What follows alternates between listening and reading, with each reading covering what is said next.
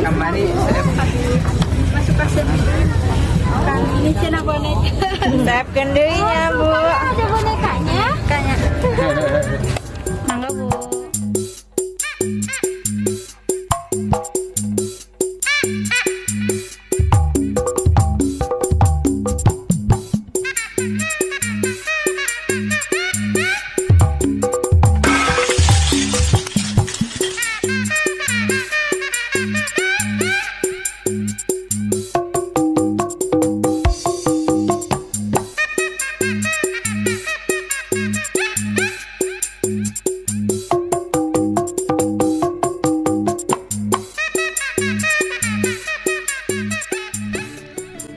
Bismillahirrahmanirrahim. Assalamualaikum warahmatullahi wabarakatuh.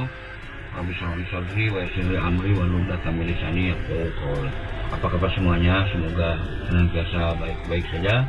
Yang lagi sakit semoga segera Allah sembuhkan. Yang masih menganggur semoga segera mendapat pekerjaan. Yang masih jomblo semoga segera mendapatkan jodoh. Saudara-saudara sekalian, beberapa waktu yang lalu saya mendapat surat tugas dari DPD Persagi Jawa Barat untuk menjadi relawan di Cianjur.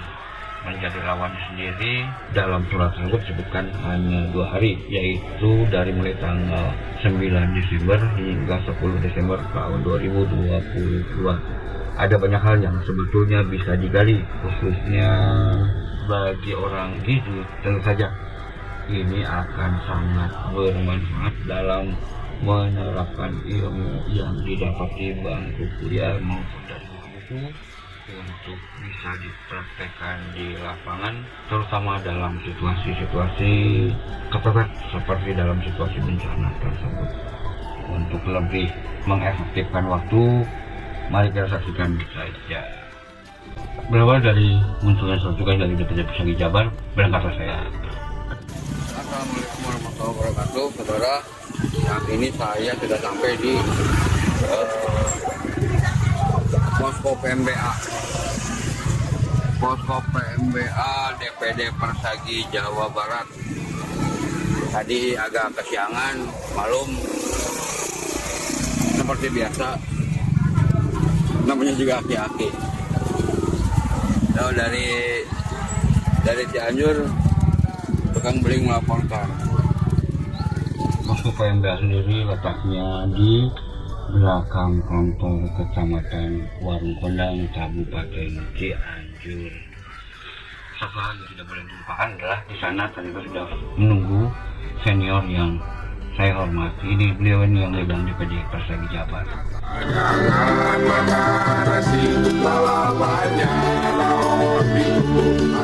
Ada banyak hal yang bisa dilakukan di sana, di antara ada membantu penyelenggaraan makanan banyak.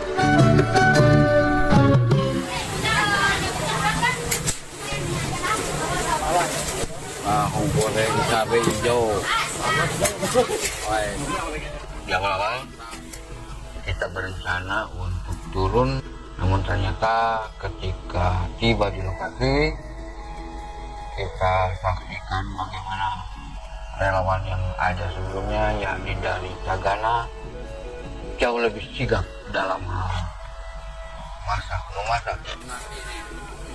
Selain memasak, kita juga membantu menyiapkan, dalam artian mengemasnya dalam tiap-tiap bungkus. Untuk selanjutnya makanan tersebut dimasukkan ke dalam kantong plastik besar yang selanjutnya akan dibagikan ke kelompok-kelompok pengungsi yang ada di tempat pengungsian. Jangan harap ada yang mau bantu, sekarang cuma tinggal seberapa. Kalau kamu mau cari kemana, jangan sampai alam bertanya yang namanya pada saya di mana. Orang ada di sini, yang mana tinggal di kota. Misi lain, sebagaimana tugas niat awal adanya pos PMBA tentu saja adalah membantu penyelenggaraan makanan bagi bayi dan anak balita. Jadi makanan yang kita buat itu disesuaikan dengan umur. Umumnya ada makanan yang dibuat untuk anak usia 9 hingga 12 bulan dan seterusnya. Makanan tersebut kita kemas sedemikian rupa sehingga membentuk bentuk-bentuk yang lucu. Ini teman-teman kita dari Pangandaran, jadi masih ada bau-bau pasir segala rupa.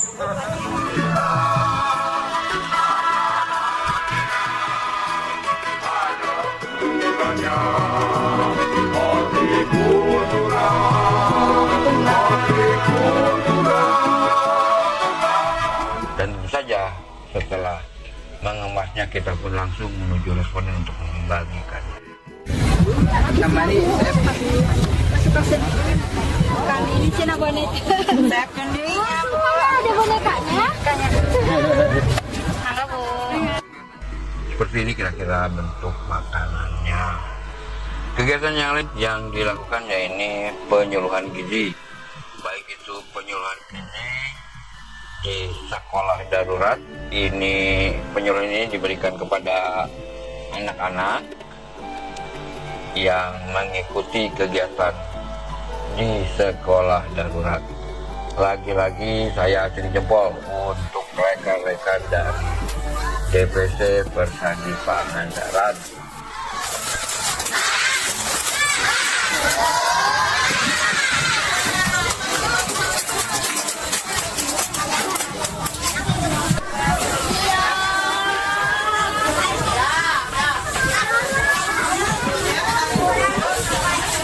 Salut banget kepada teman-teman dari DPC Persadi Pangandaran. Tetapi tidak percaya, rekan-rekan dari DPC Persadi Tasik yang sebelumnya juga melakukan hal itu. Selain kegiatan di sekolah darurat, kita juga melakukan penyuluhan pada kelompok ibu-ibu yang pada kali ini kebetulan dilaksanakan di Pasir Cau, dan satu lokasi yang tempatnya naik ke atas lagi hingga sulit untuk dijangkau dengan jalan kaki. Jadi waktu itu kita menggunakan angkutan mobil dan motor. Penyuluhan tersebut dilaksanakan bersamaan dengan kegiatan yang sama dari relawan kedokteran. Alhamdulillah antusiasme masyarakat untuk menyimak penyuluhan demikian tinggi. Di samping penyuluhan makanan, kita juga melakukan screening.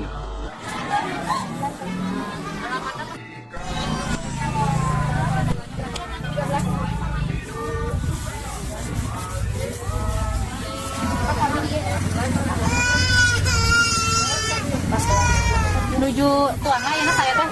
Alhamdulillah. Kalau dibanding yang dari kata Acan Himpa, Ibu pas tempatnya tetep mah yang tua kan di bumi api jadi untuk amin kita kan itu bilang hari tama ya alhamdulillah taruh lebih banyak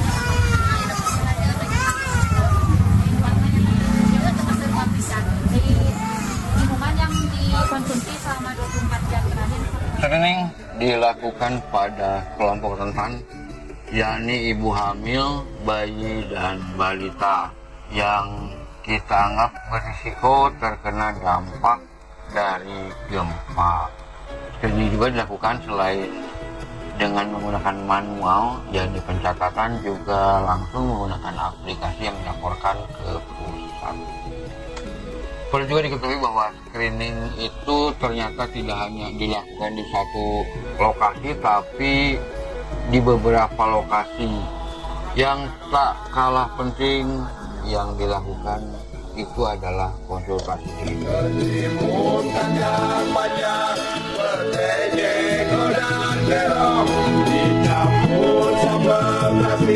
Aduh enak pengen lagi. konsultasi juga diberikan vitamin A pada anak balita. Lebih penting dari itu yakni adanya silaturahim dan diskusi dengan rekan-rekan satu profesi.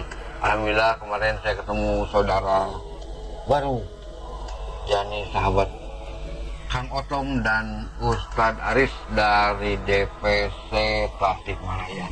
Salam hormat, assalamualaikum.